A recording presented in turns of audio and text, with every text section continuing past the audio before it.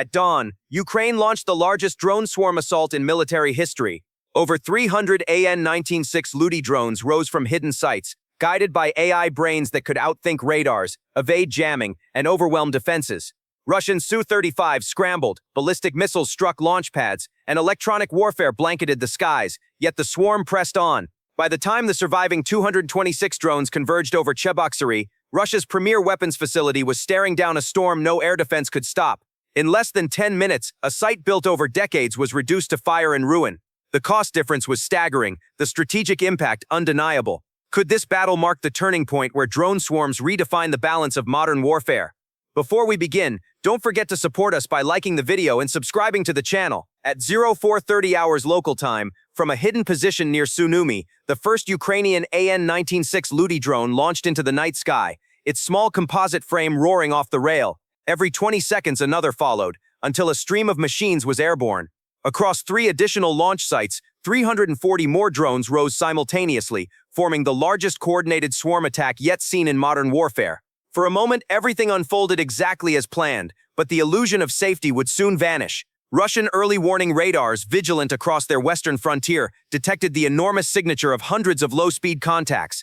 In response, 4 Iskander-M ballistic missiles had already lifted off, accelerating to nearly Mach 6. Each carried a 700-kilogram warhead, enough to obliterate an entire launch site. With just 11 minutes of flight time, Ukrainian crews had seconds to push their remaining drones into the air before those positions were consumed in fire. The survival of the swarm depended on the dispersion strategy, splitting hundreds of drones into 4 autonomous strike groups to ensure continuity even under counterattack. By 06 hours, the northern force of 95 drones crossed into Russian airspace near Sutsa, descending to an altitude of only 500 meters. This detour represented the longest and most dangerous route of the operation, deliberately arcing northward to avoid the lethal umbrella of S-400 batteries shielding Kursk. Almost immediately, the Skynode S systems, the AI brain guiding each Luty, detected emissions from a 92 N6E gravstone radar. The system, Russia's most advanced fire control radar, could track conventional aircraft at ranges of up to 400 kilometers. Yet the Lutys were not conventional aircraft. Built with carbon fiber composite bodies, they reflected radar energy like a flock of large birds rather than metal machines. Russian operators struggled to filter genuine threats from ground clutter as the drones clung tightly to valleys and ridgelines. Each AI constantly compared live camera feeds with preloaded satellite imagery, weaving through terrain features, even dipping beneath power lines to preserve concealment. At 0608, frustrated operators launched 2 long-range interceptors at phantom returns. By the time they realized their mistake, the northern force had cleared the danger zone. Losses amounted to 12 drones, none to enemy fire, but to terrain and navigational errors, a cost anticipated in planning. Meanwhile, 100 kilometers south, another challenge unfolded. The southern force, launched from Fultava, entered a vast electronic warfare corridor at 0600. Russian jamming units had created a GPS-denied zone extending 200 kilometers, flooding every navigation frequency with 500-watt interference. Against conventional drones, such an environment would be impassable, but the Skynode S again adapted seamlessly. The lead drone detected the jamming, disengaged from GPS reliance, and shifted into visual navigation. Its onboard cameras locked onto the M4 highway below, tracing each bend against stored digital maps.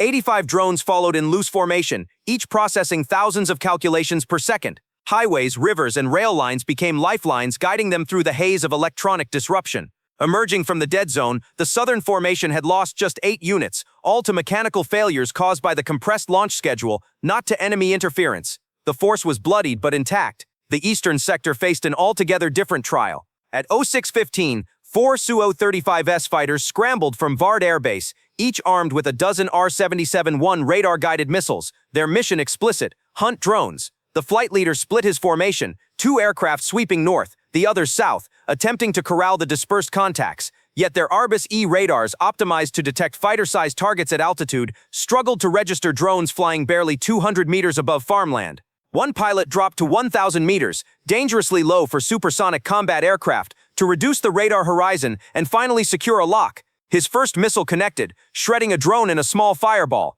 But the economic equation immediately favored Ukraine. Each R-77-1 cost roughly 25 million rubles, while each drone cost just 200,000.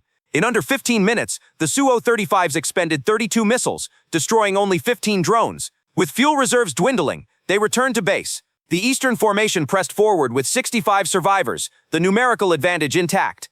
At 0622, the sacrificial element of the plan came into play. 80 older drones, retrofitted from commercial models, executed a deliberate gambit. Suddenly climbing to 5,000 meters, they activated radar enhancers designed to mimic the signature of cruise missiles. To Russian sensors, the swarm resembled a barrage of high-value strike weapons closing on Moscow. Alarms flooded the network. Control centers reported dozens of missiles inbound. The response was immediate. Every available fighter was vectored toward the supposed attack. 6 more Sakr-35s scrambled from Lipetsk. Over 100 surface-to-air missiles were launched. For 8 minutes, Russia's integrated air defense system diverted its full attention to the Decoy Force. By S-400 630, every last decoy was destroyed. Their sacrifice was total, but the payoff enormous. 12 fighters, dozens of missile batteries, and the majority of the defense network's focus had been pulled away from the true axis of attack. Meanwhile, the real strike groups advanced virtually unchallenged. At 0725, the 3 surviving formations converged. The northern force, reduced to 83, joined the southern 78, and the eastern 65. Together they formed an aerial armada of 226 drones, still formidable despite the attrition. From the original 341, 115 had been lost, some to terrain, some to jamming, others to missiles, but the numbers that mattered remained.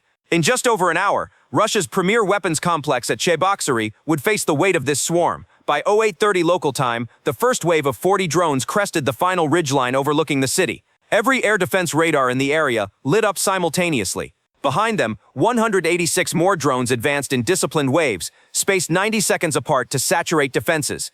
6 Pantsir-S1 systems ringed the facility, each with 12 ready missiles and twin 30mm autocannons.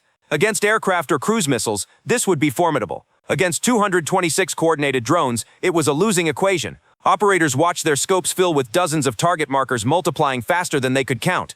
Each system could engage 4 targets simultaneously, but with 40 incoming from one sector alone, the mathematics were impossible. At 0830, the first wave began its attack run. As the first wave closed in at 0830, operators inside the Pantsir batteries launched pairs of 57 E-6 missiles against the closest contacts. They already knew the arithmetic was hopeless. The swarm executed its rehearsed evasive maneuvers with mechanical precision. Groups of 4 drones split in sudden directions, 1 climbing, 1 diving, 2 darting left and right, forcing each missile seeker to commit to a single path. When one drone was destroyed, the others exploited the gap in the radar coverage to sprint through unopposed. Encrypted burst transmissions between the Skynode Ace brains coordinated these moves, ensuring the entire wave acted like a single organism rather than isolated targets. To the east, another Pantsir operator faced the second wave, 45 drones advancing in a staggered formation. 20 flew at 500 meters, easily tracked by radar, while 25 skimmed the ground at 50 meters, masked by terrain and clutter. The operator had to make a fatal choice. He engaged the high group, launching 4 missiles in quick succession. As the interceptors arced upward, the low-altitude drones accelerated straight toward the facility. Others exploited the white smoke trails left by the missiles themselves, weaving within the plumes. The intense heat and dense vapor confused infrared seekers, masked optical tracking, and scattered radar reflections. The drones were, quite literally, hiding inside the exhaust of their enemy's defenses. By 0831, autocannons joined the fight. Twin 2A38M 30mm barrels stitched the sky with glowing tracer lines. Across 6 batteries, interlocking fields of fire turned the air above Cheboksary into a mesh of lead. Yet the drones flew through like water through a sieve. The third wave, 50 strong, adapted instantly. They approached in a loose cloud, constantly shifting altitude and speed. Whenever tracers focused on one group, another dashed forward. When a Pantsir swiveled to target new threats, previously suppressed drones surged back into the approach. The battlefield became fluid, constantly rebalanced by algorithms calculating engagement rates and blind zones. At 0832, a 7th Pantsir revealed itself, hidden until then. It launched 6 missiles simultaneously into the heart of the 4th wave, 51 drones strong. Ukrainian planners had anticipated at least 1 concealed system, estimating between 5 and 7 in total given the facility's strategic value. The swarm reacted with a countermeasure of its own. The Lutys executed identical maneuvers, producing a mass of radar reflections so dense that the missile seekers struggled to distinguish single targets. Clouds of false returns bloomed across Russian displays. Only scattered kills resulted. By then, Russian gunners had expended 38 missiles for 31 kills, an impressive 82% hit rate under normal circumstances, but irrelevant against the sheer volume still pressing forward. 195 drones remained,